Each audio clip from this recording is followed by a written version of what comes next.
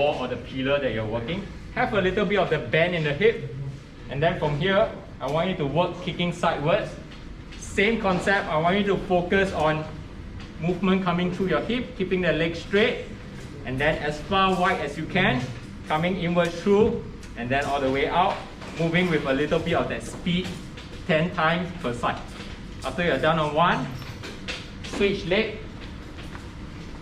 Stay as stable as you can on the standing leg or the balanced leg, without too much of that shift. And then again, focus on a little bit of that control in the hip.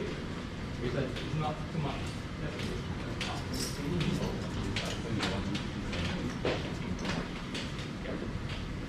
So as you're doing that fast, you don't want that standing leg to be shifting too much. So stay as stable as you can. Really focus on that one that's swinging outwards. You want speed, but not losing the control in that. So now you should feel a little bit of that hip working, the shoulders working. Now we are left with the wrist. So what I want you to work with is just a simple one. I want you to draw as big a circle as you can with that wrist. So your wrist movement, we can work with an upwards, outwards, and then an outwards, downwards, and then an outwards, upwards. So basically, keep this palm nice and flat. I want you to draw as big a circle as you can. Anti-clockwise or clockwise, you can start with one direction. It could be different on each hand as well, without that forearm rotating. So I really just want you to focus much on your wrist, drawing as big a circle as you can, rather than rotating at your forearm. Right? So there shouldn't be any, your palm shouldn't be pointing downwards at all. So palms always point upwards, and then really focus from, you see what your wrist, basically they have folds, right?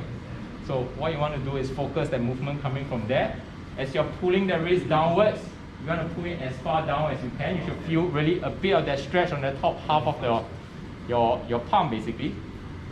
Then as you rotate, we're working 10 anti-clockwise, 10 clockwise, with the forearm sticking nice and close.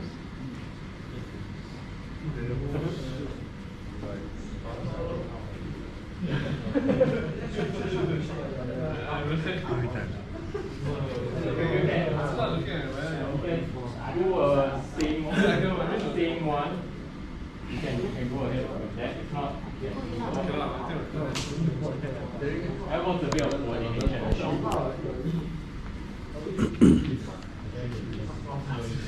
Okay, so that was for the range of motion. So your shoulders, including the scapula, right? That's part of your shoulders as well. Your hip, wrist. Main stuff to work on. Get some range of motion.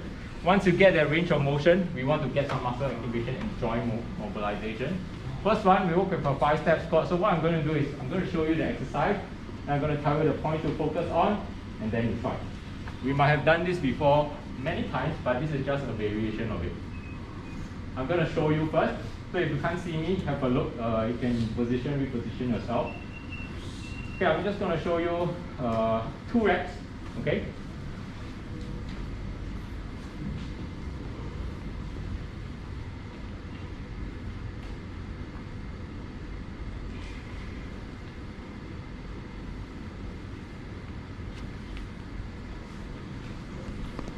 That was one. So it's a 5-step squat. This is the speed that you're trying to work at.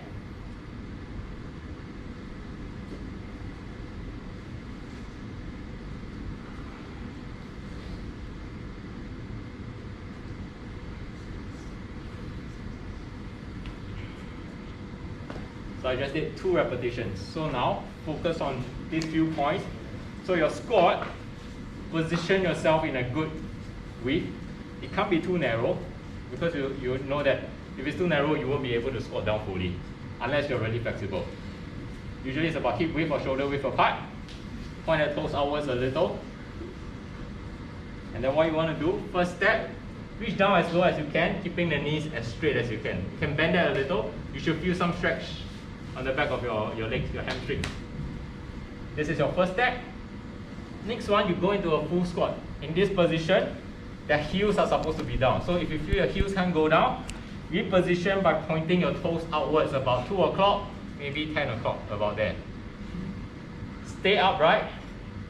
Next step, drive your knees outwards. You should feel a little bit of that stretch on the groin.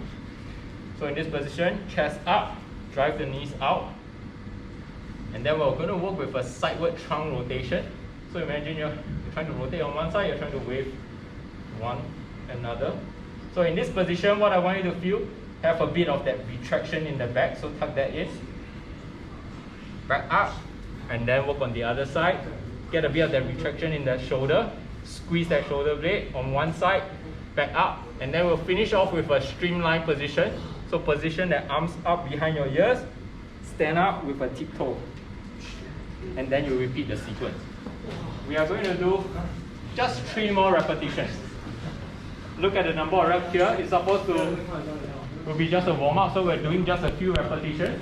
So let's try that for another 3 repetitions. I'll come around and have a look at the form and make sure you're doing fine.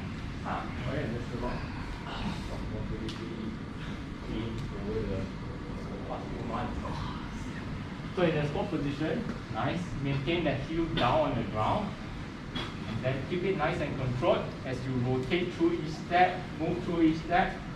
Maintain that posture, maintain that balance. Yep, we end off with that streamline position, having the arms as straight as you can behind your ears ideally, and then have a bit of that tiptoe at the top to work a bit of that balance as well. If you can't work with the tiptoe, it's fine as well.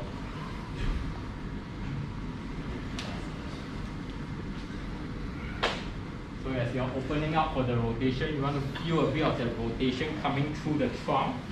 That's going to be essential because it's important that you all have a bit of this mobility around this region. And this is going to open up a bit of that also for you to work with your swing, your passing, your throwing, everything there also. Open like this. Yes. And streamline. Yeah, open up your feet a little. Nice, stand up, and then have a bit of tiptoe. After you're done with 4, relax. Take you can be on the knees. So this is the next one that we're gonna do. Are you done? No. Why are you tenting so hard?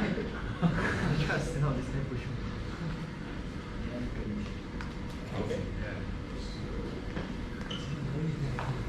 So the first exercise is generally like a general opener, so it works almost at full body already. Next one, we are going to work a bit more on the trunk rotation. Again, it's an important aspect that you all need to kind of have, and working a bit on mobility as well. So again, I'm going to show you 2 repetitions, and then I'm going to tell you what points to follow through. Quadruped means you're on all 4s, right? This position. What you're going to work with is trunk opener on one side, and then a reach through. I'm going to do another repetition and tell you what to focus on.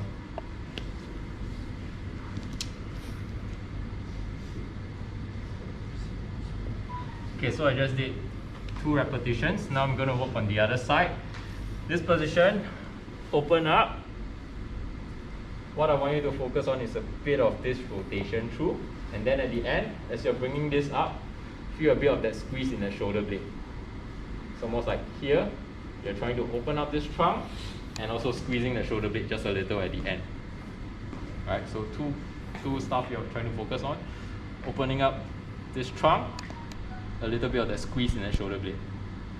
And then for the reach through, let me see. So this position, I will show you on both sides. The reach through, arms as straight as you can, reach as far through as you can. Look at my palms, they are like almost like hovering above the ground itself. I'm not resting. I'm not like resting. I'm like hovering, reaching as far through as I can, and as smooth as I can. I work with another rep. So I'll show you again this rep on this side. So a trunk opener, the hold and the squeeze, and then the reach through as low as I can, and then the tuck back. So we'll finish up, we'll try this, we'll finish up one side, 4 repetitions before we move on to the other. Good? Let's try this. Go into the quadruple position on all fours. And then let's work just with the thumb opener. Having a bit of the thumb opener, and then you want to feel that squeeze in that shoulder blade as well. What you want to do as you do that, keep the knees as in line as possible. Keep the knees as in line as possible without too much. Go. Because Like if this, the knees are not in line, but no push. we're not working too much of the trunk rotation, we're working more of a hip opener. Right?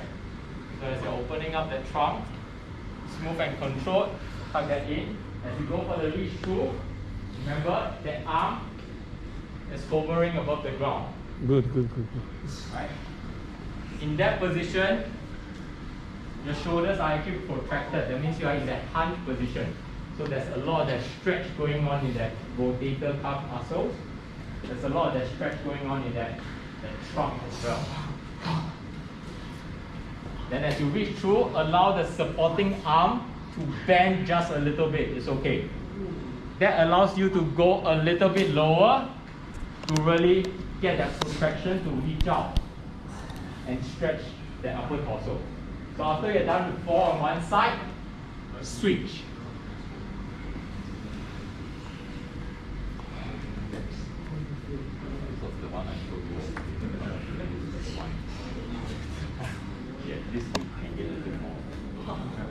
So if you want a little bit more of a reach, what you can do instead of supporting on the palms, go on your elbow. It gives you a little bit more of a reach to really get protracted shoulders, to really stretch things out a little.